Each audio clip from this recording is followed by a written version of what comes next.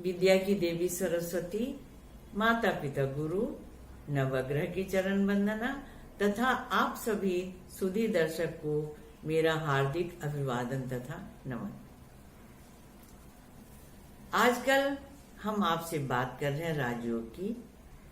मैंने आपको लग्न पर आधारित मेष, वृष, मिथुन, कर्क, सिंह, कन्या, तुला, वृश्चिक, धनु, मकर, कुंभ तथा मीन लग्न पर आधारित राजयोग बताएं।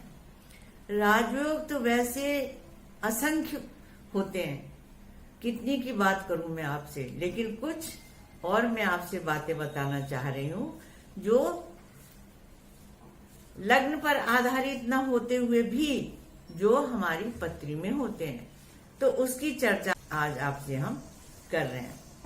इसमें कुछ राजयोग की आज चर्चा करेंगे और अभी ये सीरीज आपको आगे भी हम बताते रहेंगे इसके विषय में। तो सबसे पहले आपको मैं आज एक राजयोग बता रही हूं कि एकावली योग। एकावली योग क्या? लग्न के किसी भी भाव से लेकर के सभी ग्रह क्रम से दूसरे भाव में पड़ते चले जाएं तो वो एकावली योग होता है। व्यक्ति विशेष इसमें हर प्रकार के सुख को प्राप्त करता है। दूसरा योग चतुर्सागर। चतुर्सागर योग क्या होता है? केंद्र अर्थात लग्न में, चतुर्थ भाव में, सप्तम भाव में तथा दशम भाव में अगर सभी ग्रह हों। लग्न क्या? आपका शरीर। चतुर्थ भाव क्या? आपका सुख। सप्तम भाव क्या? आपका स्पाउस। और दशम भाव क्या? आपका कर्म। इन सब में अगर चारों में योग हो, अच्छा शुभ ग्रह बैठे हुए होते हैं, अर्थात आपका आपके दाम्पत्य जीवन में सुख है, आपका मिला हुआ है, आप पति पत्नी दोनों मिलकर के काम कर रहे हैं, तो आपको घर में भी सुख है। और कर्मठ अगर आप हैं तो आपको तो सब कुछ मिलेगा ही। अब हम तीसरे राजयोग की बात करते हैं, हंसी राजयोग की। लग्न, पंचम, सप्तम एवं नवम भाव में सभी ग्रह हों। लग्न क्या? शरीर आपका। पंचम क्या? मानसिक दशा आपकी कैसी है। सप्तम क्या? फिर वही स्पाउस से आपका कैसा संबंध है। और फिर नवम भाग्य भाव। इन तीनों में अगर सामंजस्य है, शरीर से पंचम भाव का अर्थात बुद्धि का, अर्थात विवेक बुद्धि का, मस्तिष्क का, और स्पाउस के साथ अगर आप मिल करके रह रहे हैं तो आपका भाग्य बहुत बलवान होगा और आप सब प्रकार के सुख को भोग कर सकेंगे, क्योंकि नवम भाव आपका भाग्य भाव है। अब हम आपसे बात कर रहे हैं सिंहासन योग की। लग्न से दूसरे, छठे, आठवें तथा 12वें भाव में सब ग्रह अगर हो तो सिंहासन योग हो जाता है।